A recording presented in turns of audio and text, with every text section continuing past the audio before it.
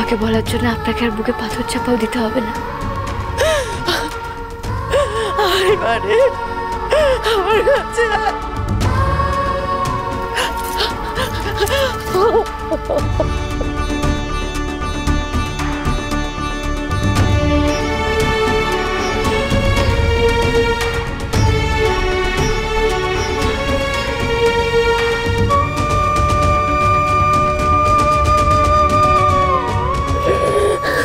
দেখি, কষ্ট পাবেন না মা, চুপ করুন, চুপ করুন, কাঁদবেন না, একদম কাঁদবেন না।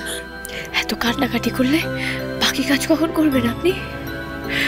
আপনার এই মেয়ের পায়ে যে বড় ব্যথা মা, আমাকে একটু ছাটছাট করে দিন তো। তাহলে আপনি আমাকে আদর না করলে আমার ব্যথা কি করে কমবে শুনি? সে কি তুমি চুন হলুদ লাগাও নি? জালাময়ী তোকে যে বলেছিলাম, আমি কি করব? আমার কথা শুনলে তো তুমি রেগে আছো, সেই কথা ভেবেই তো এই পানিয়ে ছুটে ছুটে চলে এলো। দেখো কেন, দেখি আমার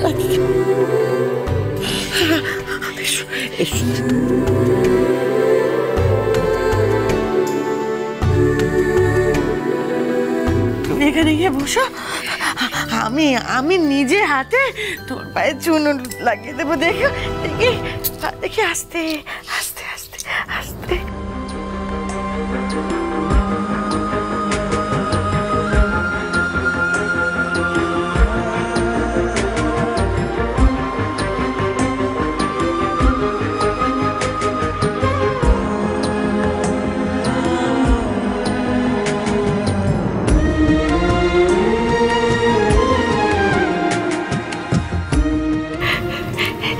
সেরে গেছে।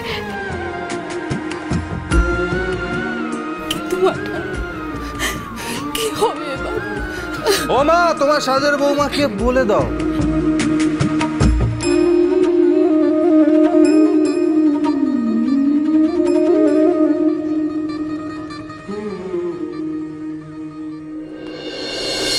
কি ব্যাপার, তোমরা সবাই হঠাৎ কাঁদছো কেন? ও আচ্ছা, ড্রামা কুইন নিশ্চয়ই ফের একটা কিছু করেছে, তাই না? এই যে কি করেছেন আপনি, আর এখানে এলেন কি করে লেংচে? এই আপনি কাঁদছেন কেন বলুন তো? আপনি একা কাঁদলে না হয় বুঝতাম আপনার পায়ে ব্যথা লেগেছে বলে আপনি কাঁদছেন, কিন্তু তা তো না। আপনার সাথে সবাই কাঁদছে কেন? কান্নার ফেস্টিভ্যাল হচ্ছে এটা? বলুন কি হয়েছে? ব্যথা। রিয়েলি ব্যথা? ওনার ওটুকুনি পায়ে ব্যথার জন্য সবাই মিলে কাঁদছো তোমরা? সত্যি মা, ওনার পা ব্যথার জন্য তুমিও কাঁদছো? কই, আমি যখন ফুটবল খেলতে গিয়ে নিজের হাত পা ভেঙে বাড়ি ফিরতাম তখন তো কেউ তোমরা কাঁদতে না। উল্টে আমাকে বলতে বেশ হয়েছে, যদি এক আধবার তোর হাত পা না ভাঙে তাহলে শক্তপোক্ত হবি কি করে? শক্তপোক্তই তো হচ্ছে। ছাই হচ্ছেন, নিজে কাঁদছেন আবার অন্যকে কাঁদাচ্ছেন, তার সাথে আবার সেবাও করাচ্ছেন আপনি। আল হাদেপনার শেষ নেই। এমন ভাবে পা মেলে হলুদ মাখছেন যেন গায়ে হলুদ হচ্ছে আপনি। এটা শক্ত হওয়ার নমুনা? যাকে যেটা বলতে এসেছিলাম, আপনার বাড়ির লোক এসছে, একবারটি নিচে যান।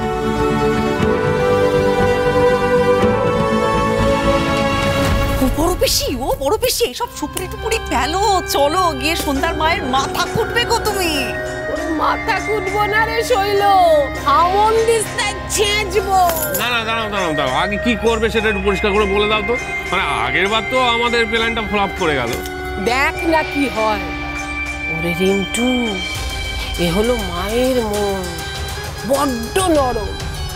আর সন্ধ্যার মা খুব ভয় পায়, কথায় কথায় কেঁদে ফেলে। এই এসব ইশারা টিশারা ছাড় দেখি। একটা কথা বলতো শৈল, ওর বড় দিদিটা কি এসেছে? হ্যাঁ এসেছে তো। ওকে তুই ওর মায়ের কাছ থেকে সরিয়ে নিবি। ওই মেয়েটা বড্ড চালাক। চল এবার তৈরি টৈরি হয়ে কুটুম আপ্যায়নে যেতে হবে তো নাকি? হ্যাঁ নাও চলো। ও দিদি, বেয়ানকে কি বলবে? অষ্টমঙ্গলা হবে তো? হবে।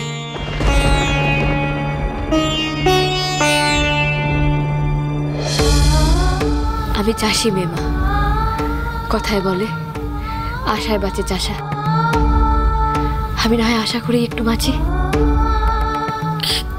কিন্তু বিয়েটা উনি রাখতে চান না, তাই তো? তা বেশ তো, সে কথা উনি নিজের মুখে আমায় না হয় বলুক।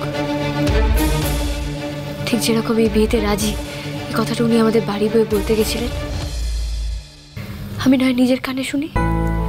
যেমন উনি বিয়েতে রাজি কিনা সেই কথাটা নিজের কানে শুনতে চেয়েছিলাম, তেমন আমি নিজের কানেই শুনতে চাই উনি এই বিয়েটা ভাঙতে চান। সে তো ওকে বললে ও এক্ষুনি গিয়ে তোমায় বলে দেবে।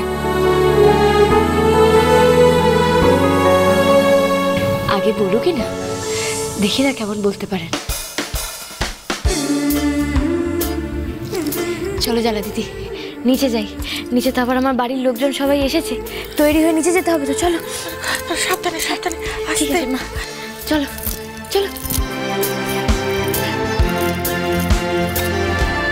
ব্যাপারটা কি হলো বলতো? দেখি কেমন বলতে পারেন উনি, এর মানেটা কি? আরে এই ডাবলু, আরে মিষ্টি ধারে দুটো রাখ না, পরে ভেঙে যাবে তো। ভাঙলি ভাঙলি, কি আর করে যাবে? তুমি পারো না? কত করে বললাম, দরকার নেই এসবের। একটা মিষ্টির হাড়ি, একটা দইয়ের হাড়ি। আজকে অষ্টমঙ্গলা, ওদের এত আয়োজন, এতে কি হবে? নিয়ম রাখা হবে, সেটা তুই কি করে বুঝবি? আরে মেয়ের বাড়িতে কখনো খালি হাতে আসা যায়? তাছাড়া এই অষ্টমঙ্গলের অনুষ্ঠানটা আমাদের বাড়িতে হলেই ভালো হতো। হয়নি, একদিক থেকে ভালোই হয়েছে। তুমি পারতে নিলে ঠিক মতো আপ্যায়ন করতে। এই তো এসে গেছে। এ কি একা একা বসে আছেন আপনারা? কেমন আছেন? ও ভালো। তা বিজুরি, আশা থেকে তুমি এখানেই বসে আছো? শোনোনি তোমার বোন পা মুচকেছে? হ্যাঁ শুনেছি। তবে আর এখানে দাঁড়িয়ে আছো কেন? যাও যাও, ওপরে গিয়ে বোনের সাথে দেখা করে এসো। না হলে তোমার বোন তো আর ওই মচকানো পা নিয়ে দিদি দিদি বলে তোমার কাছে ছুটে আসতে পারবে না, তাই না? হ্যাঁ, কিন্তু নীল যে বলল সব নিয়ম কানুন নিচে হবে, সন্ধ্যা নিচে আসছে। হ্যাঁ, সে তো এখানেই হবে, কিন্তু তা বলে তুমি তোমার বোনের সঙ্গে গিয়ে দেখা করবে না? আরে যাও যাও, গিয়ে দেখা কর। এ কি, আচ্ছা এই তোমার ছোট বোন আজকেও আসতে পারলো না বুঝি? আমি বরং একটু সন্ধ্যার সাথে দেখা করে আসি। হ্যাঁ মা, তুমি এখানে বসো, আমি আসছি। হ্যাঁ, এদিক দিয়ে এসো, ওপরে যাও। হ্যাঁ যাও, ওপরে সিঁড়ি দিয়ে চলে যাও। আচ্ছা আপনারা কেন দাঁড়িয়ে রইলেন বলুন তো? বসুন বসুন। হ্যাঁ বসুন বসুন বসুন বসুন। কি হে ছোকরা, কাল গিয়ে মাসিকে সব কথা জানিয়েছো? তোমার দিদির কাণ্ড কারখানার কথা বলেছো? কেমন বরের বন্ধুদের সামনে কোমর দুলিয়ে দুলিয়ে নাচছিল?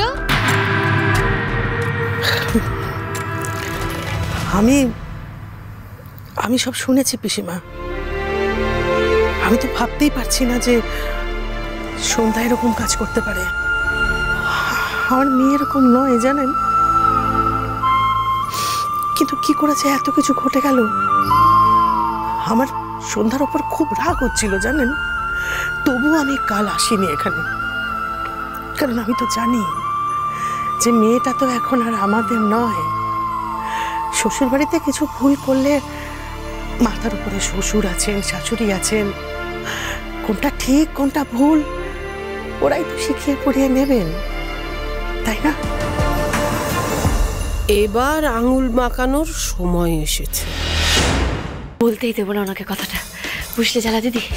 কিন্তু বলা কি করে আটকাবে গো? উনি বলুক না, উনি যত খুশি বলুক, আমি না শুনতে পেলেই তো হলো। আর কথা না শুনলে কথা রাখার দায়িত্ব তো থাকবে না, তাই না? শুনতেই পাবে না, তা আবার কি করে হয়? আর এভাবে এবার তুমি কতদিন ঠেকিয়ে রাখবে শুনি? যতদিন না উনি আমাকে ভালোবেসে ফেলেন।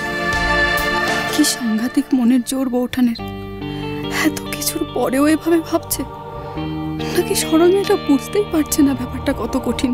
বিয়েটা আমি ভাঙতে দেবো না গো জ্বালা দিদি, কিছুতেই না। কি করে ভাঙতে দিই বলো তো? ওনার না হয় আমাকে পছন্দ নয়, কিন্তু আমার জন্য ওকে ভারী পছন্দ। আচ্ছা জ্বালা দিদি, তুমি তো হুলোবাবুকে সে কবে থেকে চেনো। আচ্ছা কি এমন করলে উনি আমাকে ভালোবেসে ফেলবেন বলতে পারো? আমি না সব করতে রাজি। এই পাগলি বোঠানকে নিয়ে যে কি করি ঠাকুর, কি জবাব দিই আমি এই প্রশ্নের? কি হলো, দরজা বন্ধ করে রেখেছেন কেন? আপনি যদি আমায় কিছু বলতে আসেন তাহলে আমি শুনবো না, আর যদি কিছু নিতে আসেন। নেওয়ার নেই, দেওয়ার আছে। আপনি এভাবে এক চোখ দেখাচ্ছেন কেন? জানেন না এক চোখ দেখালে ঝগড়া হয়? ঝগড়ার বাইরে আমাদের হয় বাকি? দিন। দিদি তুই? দিদি উনি যদি আজ আমায় না নিয়ে নিচে যান তাহলে বুঝবো আমার আর কোনো আশা নেই, কিন্তু যদি ফিরে আসেন আমার জন্য বুঝবো চাষার আশা আছে।